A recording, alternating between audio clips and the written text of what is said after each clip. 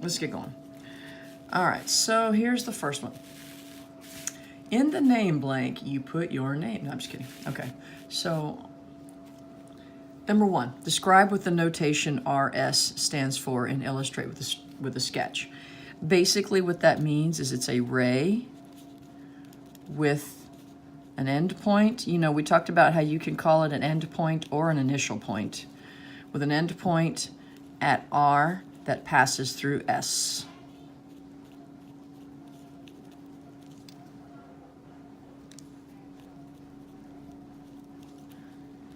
And we indicate that notation, we do that notation with starts at R, goes through S. Remember we talked about how it cannot start at S. If it says ray RS, that means it starts at R and goes through S. All right, number two, what do PQ and QP have in common? Well, what PQ and QP have in common is this is ray PQ. This is the ray that starts at P and goes through Q, right? Okay. Ray QP is the ray that starts at Q and goes all the way through P, this way. So it's asking, what do they share? Well, this one starts here and goes this way. This one starts here and goes this way. So what is it that they share? They share segment PQ. And I know that's a beautiful drawing there. Okay. So let's go to the next one. Draw 4 points A, B, C, and D on a line so that rays CB and rays CA are opposite rays, and CD and CA are the same ray.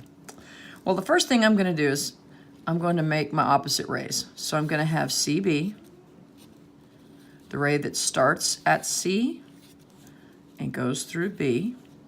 And that's going to be an opposite ray. If you remember what an opposite ray is, opposite rays are two rays that have the same endpoint or the same initial point and go opposite directions. So it says CB and CA are opposite. So that's my initial point here.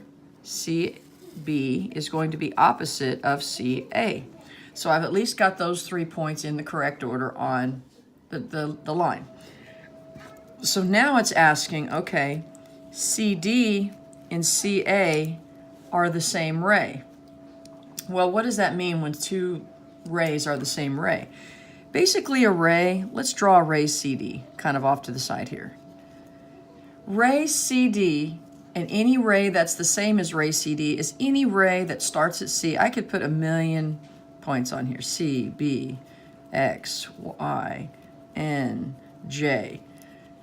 All of these are the same ray, and here's why. They all start at the same endpoint, same initial point, and go through all of these points and extend in this direction infinitely. So these are all the same ray. So this is asking us to make CD and CA the same ray. Well, we know CA is right here. Okay, we know it's the ray that starts at C and goes through A. So all we have to do is put a D somewhere on this side of C. You can put it there. So now ray CD is the same as ray CA. You could have also put it over here if you wanted to, but that's how you complete that configuration. Okay, draw a plane that intersects two planes. Well, the easiest way to do this is to draw part of a box. Okay, so let's say my artistic skills are absolutely amazing, by the way. Thank you very much. I'll give autographs out at tutorials. So I have this one plane. I have this red plane right here. Remember, a plane is a flat surface that extends infinitely in all directions. That plane intersects this plane, and that plane intersects this plane.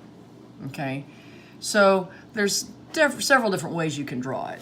If you wanted to draw another configuration, you could have two parallel planes. I'll kind of draw over this. Two parallel planes, and then you can have one plane in the center that intersects both of them. So there's a lot of different ways. And as we know, where do two planes always intersect, or where do two planes always intersect? A line. So each of these intersects at a line. Okay. All right, sketch the intersection of a line and a plane. Well, remember, a line and a plane here's your plane. A line is like putting a plane is like putting a pencil through a piece of paper. If I took a piece of notebook paper and I stabbed my pencil through it, the pencil's the line, the notebook paper is the plane.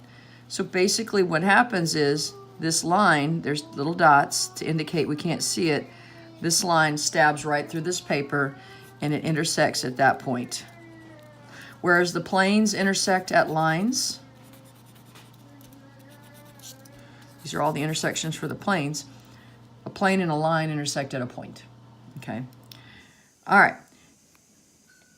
Number 6. Well, number 5, kind of go back to number 5. If the line lies in the plane, then they intersect at the entire line. But technically, we're talking about the intersection of just the one point. Okay, number 6. If AB equals 18 and AC equals 31, find the length of BC. This is the segment addition postulate. Remember, the segment addition postulate says that if you've got a point B between, remember that word between, A and C, then AB plus BC equals AC. If you don't remember it, it looks like this. If I've got a point B between point A and point C, whatever this is plus whatever this is equals this. X plus Y equals Z. If you want to write it in distance terms, the distance from A to B plus the distance from B to C equals the distance from A to C. So we're going to label this accordingly. We have a line here, but we're only concerned with right now the segment portion of that line. That line is still there. I'm just crossing those out so you don't worry about them. A segment sits on a line, so we still are dealing with just the segment, not the line, because the line's infinite. AB is 18. AC, which is the whole thing, is 31. So what's BC? Well, AB plus BC equals AC. The two small parts together added together equal the larger one. So 18 plus, and I'm going to call this X because we don't know what it is, X equals 31. And if I subtract, I use the subtraction property of equality. X equals 13. Some of you probably are bright enough to go right to, well, it's got to be 31 minus 18. That'll work. I just did it the long way to show you the proper process if you want to go from the beginning and do the actual technical process, but you can still do the subtraction. Okie doke. Let's look at number 7. Number 7, here we got the segment addition postulate again. AB plus BC equals AC. So I've got BA, AC, and BC, right? Okay, where does it tell you? It says A is between. And remember we talked about between. Between doesn't mean in the middle. Some people mistake that for midpoint. Between just means it's in between. It doesn't mean it's in the middle between. It's just randomly in between. It could look like this. Here, B was not in the middle of A and C. It was 18 from this side and 13 from that endpoint. Okay, so I'm going to draw my ABC segment. It says A is between B and C. So I'm going to put A here. I don't know how long they are. I just know A is between B and C. There's your first step. So let's come over here. From B to A, which is this, is 6U plus 12. So I'm going to label 6U plus 12 right there. Okay. AC, the distance from A to C, this one is 4U plus 18. Okay. Now BC, which is the entire segment, is 40. So based on the segment addition postulate, I know that BA plus AC should add up to equal 40. Small piece plus small piece equals big piece. So I'm going to set up my equation. I've got 6U plus 12 plus 4U plus 18 equals 40. So let's combine like terms. 6U and 4U is 10U. 12 and 18 is 30 equals 40. Remember, you cannot combine 6U with a constant like 12. You always have to have like variables. And the reason is, think about it. Can you take 6 apples and 12 oranges and get 18 apples? If you can do that magically, I love apples, let me know. So we can only combine like terms. So now I'm going to use the subtraction property. subtract 30 from both sides, and 10u equals 10. And then I'm going to divide both sides, use the division property, by 1, or by 10. And I'm going to get u is equal to 1. Okay? So you're done. Now, what would I do if I wanted to actually find the lengths? It just asks you to solve for u. But what if it said, okay, solve for u and figure out the lengths of all of these pieces? Well, BA is 6u plus 12, so I'll take the 6 and I'll plug in the u plus 12, and that gives me 18. So that means this guy, let's see, BA, yeah, this guy's 18. Now let's do 4u plus 18. So I've got 4 times u plus 18. So 4 plus 18 is 22. So this guy's 22. And if you want to check your answer, 18 plus 22 does in fact equal 40. So that's the way you can check it.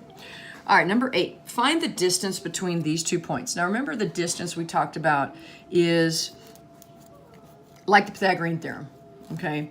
And if I were to draw these 2 points on the graph, and that one's going to be a little bit more complicated, I'm going to do number 9, and then you're going to use what I do in number 9 to help you with number 8. Okay, so number 9, we have a point at 2, 3. Over 2, up 3. Okay, that's 2, 3.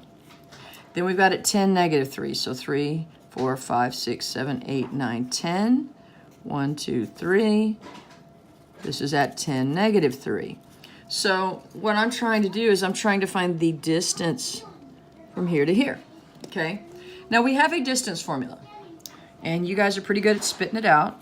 The distance equals the square root of x2 minus x1 squared plus y2 minus y1 squared, okay? This formula, remember, originates with the Pythagorean theorem. If I look at this, this is technically a hypotenuse, this distance I'm trying to find, of a right triangle. So let me imagine for a minute that I have a vertical side and a horizontal side. Well, I'm making vertical and horizontal, so that creates a right angle. This one goes from, whoops, negative 3. This one goes from negative 3 all the way up to 3. That's actually 6. That's how long that side is. It's 6. Why does that tie into this formula? Well, let's look at this. I'll leave these blank. I always do this. I recommend you always write the formula, leave it blank, and fill in what you got. Okay. I just used the 2y values. I went from negative 3 to 3, and I got 6. How did I get that? You take the difference of the 2 coordinates, which is what the formula calls for, right? So we know where that comes from. Now we're going to do the same thing as for the x coordinates. For x, I'm going from 2 to 10, okay? Now, if you want to, I'm going to go ahead and change this up a little bit and make that 3, negative 3. It really doesn't matter because you're going to square them both anyway. But let's just kind of keeping and making that sense. So we went from 3 to negative 3, going left to right. Now we're going to go from 2 to 10. So when I go from 2 to 10, how many units is that? 2 minus 10. That's 8 units. Why is it not negative 8 units? Well, we don't have negative lengths. I'm just counting. If I started here at 2 and I counted to 10, I would get 8 units, okay? So there's where, these are your 2 legs of your right triangle. Now, if you remember the Pythagorean theorem is a squared plus b squared equals c squared. C is the distance you're looking for. A and B are your x side, which is your horizontal side, and your y side, which is your vertical side. So if I don't want c squared, what do? I take the what? Square root of the whole thing, right? And what is the square root of c squared? Just c. So c is equal to the square root of a squared plus b squared. That's where the distance formula comes from. So let's go ahead and solve this thing out. So 2 minus 10, I've got negative 8 squared plus 6 squared. So what I end up having is thank you, buddy. My son's here helping me. 8 squared is 64. Remember to keep your parentheses. When you square, it becomes positive. Don't put negative 64 there. Shame on you. 6 squared is 36. So the square root of 64 plus 36 is the square root of 100, which is 10. That's how long your segment is. Okay? So you will use this distance formula also to solve number 8.